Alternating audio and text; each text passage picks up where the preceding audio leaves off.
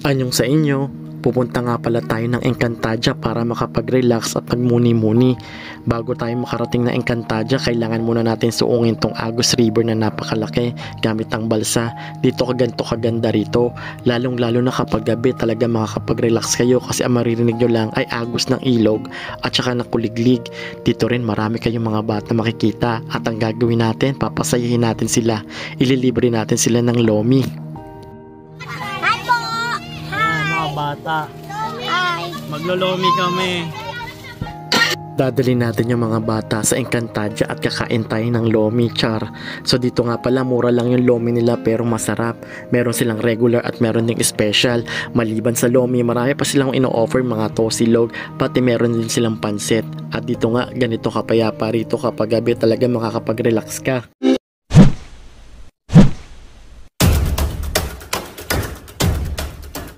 Kami ngayon sa may Daraitan, Tanay Rizal, pero malakas yung ulan ngayon, biglang bumuhos.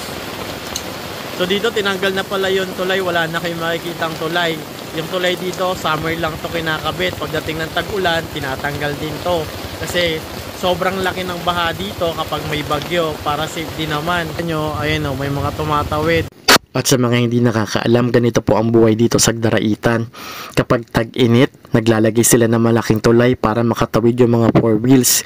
Kapag tag-ulan naman, tinatanggal nila ito at kailangan na gumamit ng balsa lahat ng mga dadaan dito.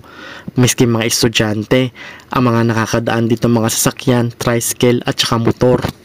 Tayo ngayon ng SJ2 Camp guys, tatawid lang tayo. Hinihintay ko lang tumila yung ulan kasi masyadong malakas yung ulan. Ito yung dala ko ngayon, naka-chinelas lang ako, naka-short. Pwede rin naman tumawid yung mga motor dito. Dala kayong motor, pwede. Grabe lakas ng ulan, no? Paano ko makakakain ng lomi nito? At pagtawid nga namin sa ilog, dumiretso na agad kami dito sa SJ2 Camp.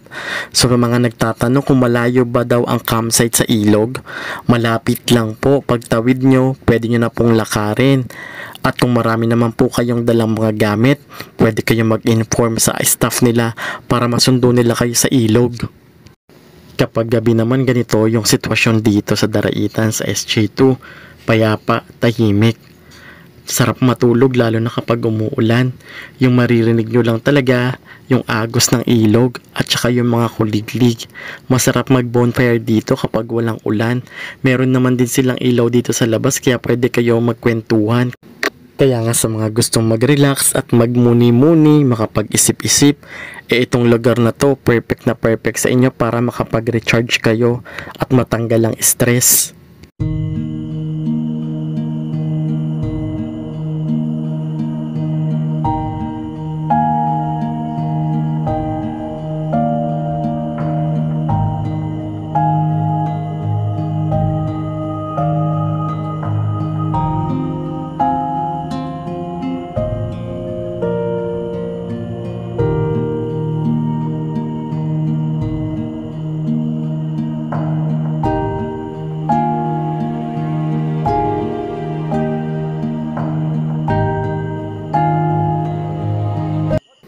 Napasarap talaga yung tulog ko rito kasi sobrang lamig.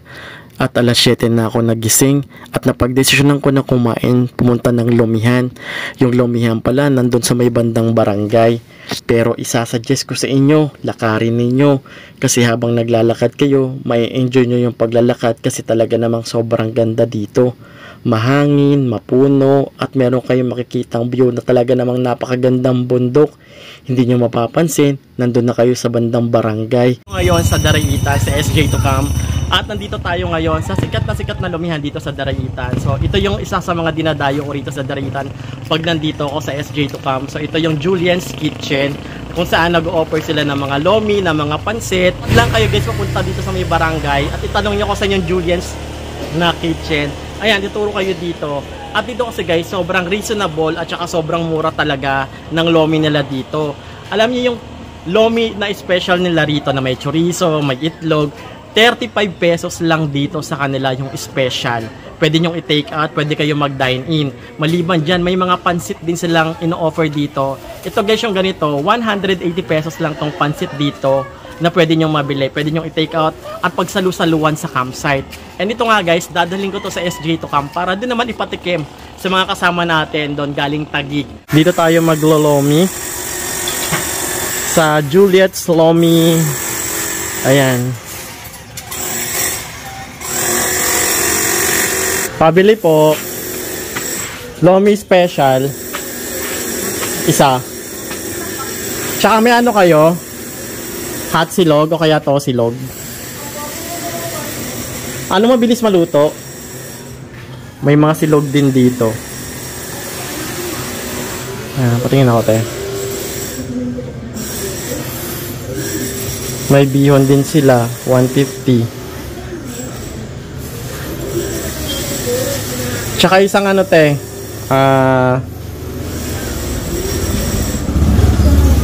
ano na lang, yung pansit mix, yung bilao na ba to? Opo. Yung 180. Take out po. Take out. Tapos, kasi papakain natin dun sa ano, kasama natin. Tsaka isang tosilog.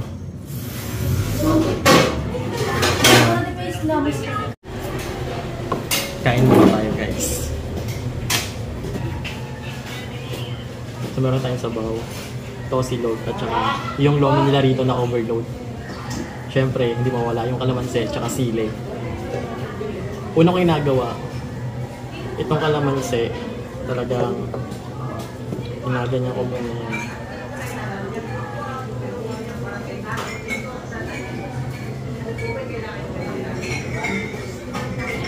Mas masarap kasi ng lomi kapag may toyo kalamansi na may sili.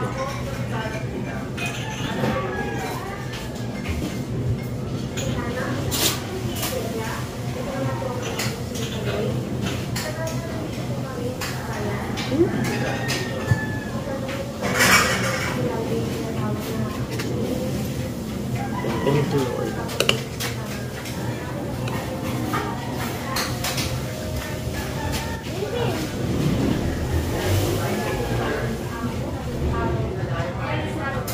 Kain po tayo. Alam nyo ba, yung paninda nila rito galing pa sa Tanay Palengke. Dahil nga sa walang tulay, hindi makakapasok dito yung mga 4 wheels. Kaya ang ginagawa nila, dumadayo pa sila sa Tanay Palengke para makapamili ng paninda, especially yung mga frozen food. Pero dito sa Daraitan, sagana sila sa gulay, talong, sitaw, guyabano, at ngayon nga, tagsibol na naman ng mga rambutan, tigbonga. Dito marami rin kayong mabibili sa mga campsite. Sabihan nyo lang sila kung ano yung mga gusto nyong gulay. Baka makapag-provide sila. Especially yung talong. Mura dito yung talong, yung mga bundle nila. Minsan nga nag-uuwi kami at binibenta namin dito sa Taguig para naman kumita kami at baka yumaman kami. At dito nga pala guys, hindi ko pa nasasabi sa inyo yung presyo ng lomi nila. Dito yung special nila 35 pesos. Yung regular naman 25 pesos yata. Pero mas marami lang talagang laman kapag special. Meron din naman silang binibenta rito mga pansit na nasa plastic na malaki na tig 180 pesos na bilaong maliit. At iba pa mga tosilog. Yung tosilog nila rito, reasonable naman yung price kasi malayo pa talaga yung inaangkatan nila nito. Pagdating naman sa lasa ng mga luto nila, especially itong lomi na binili ko, marami siyang sangkap. Pero timplahan nyo na lang based sa reference na o panglasa ninyo. Pwede kayong maglagay ng kalamansi with toyo. Pero sa akin masarap na to. Lalong-lalo na kapag lalagyan ng toyo mansi. Talagang perfect. At dagdagan mo pa ng siling labuyo. At pagdating naman sa tosilog nila, wala namang special. Simple ordinaryong tosilog lang na tosino, itlog, tsaka rice. So, ganun lang din na para ka rin bumili sa may karinderya or luto ninyo. Ganun lang din yung kanilang tosilog. Yung lasa ng kanilang tosino, parang yung per kilo na binibili sa palengke na tosino. Dito tayo ngayon sa Daraitan kasi nga maglilibre tayo ng lomi. So, yan. Hanap tayo ng mga bata na ililibre natin ng lomi dito sa may sikat na lomihan dito sa Daraitan. Tuwing Sabado meron pala silang baptist dito yung mga bata. Alam nyo, relate ako sa baptist kasi nung bata ako, talaga namang uma-attend din ako ng baptist, yung mga ganyan-ganyan. Yung may pinupuntahan kami ng simbahan sa lugar namin. So yun yung nagugustuhan ko dati. Minsan nagba-Bible study kami, naalala ko. So yun, tapos may merienda kasi, kaya ang sipag-sipag kong umattend. Kasi pre-merienda, tapos minsan naalala ko si Ate Geraldine pa yung aming doon, preacher. So siya yung nagtuturo sa amin ng Bible, yung mga ganyan. So kaya nakaka-relate ako sa mga batang nagba-Bible study. Dalawa, 20 pesos na yan. Isang piraso, 20. Tapos ito, Isang piraso din po. 25, isang piraso. May naglalako rito. So dyan, nag-aaral kayo? Ayan, bilhin na lang natin to. Kasi hinihintay lang namin yung Gusto nyo sumama mag-lomi? Libre ko. Libre na rin natin sila ng lomi. Ayan. Sige, sama, tara. Tara, punuin ko natin ito. Tapos ito, bibili na rin ako sa kanyang gulay kasi na umaambo, naglalako siya ng gulay. Anong grade mo na? 8 na. Oy, malapit ka na 9, 10, 11. May grade 12 pa ba? Grade 12. Kailangan magkasya tayo. Lakad na lang kaya yung ibaba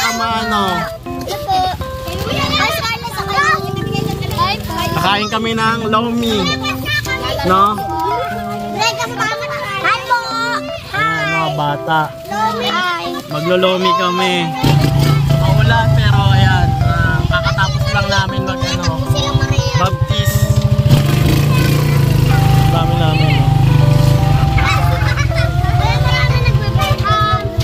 Ayan, nandito kami maglolomi, guys.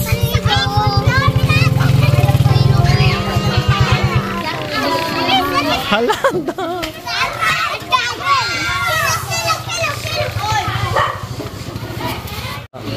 16 pala kami ngayon dito. Ayan.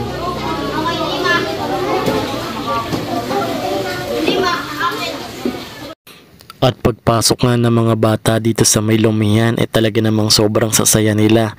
Pero basag trip ako sa kanila kasi sabi ko wag tayong masyadong maingay. Kasi nga baka may natutulog pa o nagpapahinga. Pero itong mga bata na to, madali naman silang kausap. Talaga namang sumunod naman talaga sila agad sa akin. Kung nakikita nyo, nag-uusap sila pero tahimik. At hinihintay lang nila yung lomi nila. Yung mga bata nga dito, simpleng lomi lang talaga, masaya na sila. At kung naaalala nyo dati, dito rin ako sa Daraitan namigay ng mga notebook. Talaga namang tuwang-tuwa yung mga bata. Sana nga bigyan pa tayo ng chance para makapag-share pa tayo ng blessing sa kanila sa susunod. Sa susunod na punta ko rito sa SJ2 Camp sa may Daraitan. Sana may panibago na naman tayong may i-share sa mga bata. Para kahit papaano, yun, mapasaya natin sila. Kasi yung buhay talaga natin, mas masaya kung mabubuhay tayo na mayroong purpose. Yung makakatulong ba tayo ng bukal sa loob natin. Yun lang naman talaga yung importante. At nakakatawa nga rin itong mga bata rito kasi ang sisinop nila. Sabi ko sa kanila, pagkatapos nilang kumain, linisin nila yung pinagkainan nila. Huwag nilang ikakalat.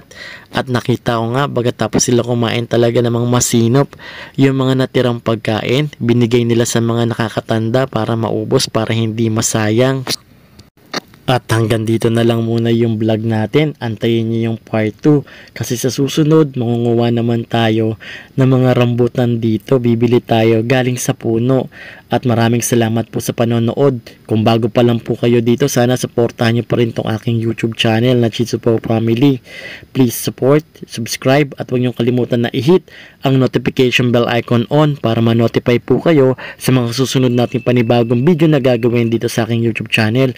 At kung meron po kayong question, mag-comment lang po kayo dyan para masagot natin yung question nyo sa abot ng aking makakaya. At pwede nyo rin po akong i-follow sa aking mga social media account katulad ng Facebook, TikTok. Pwede po kayong mag-PM doon kapag meron po kayong question na kaya kong sagutin. Mag-PM lang po kayo sa Chitsupo Family o kaya sa Janvi. Meron din po akong TikTok na pwede kayong mag-follow para naman dumagdag naman po yung aking followers at subscriber dito. Maraming salamat. Masaya talaga yung makatulong, lalong-lalo na bukal sa kalooban. Masarap makatulong nang wala kang inaagrabyado at wala kang nasasaktan or tinatapakan ibang tao. Mas maganda talaga kapag mamumuhay tayo sa mundo na merong purpose. Yun lang, maraming salamat sa panonood at see you po sa susunod nating panibagong video. Bye bye po.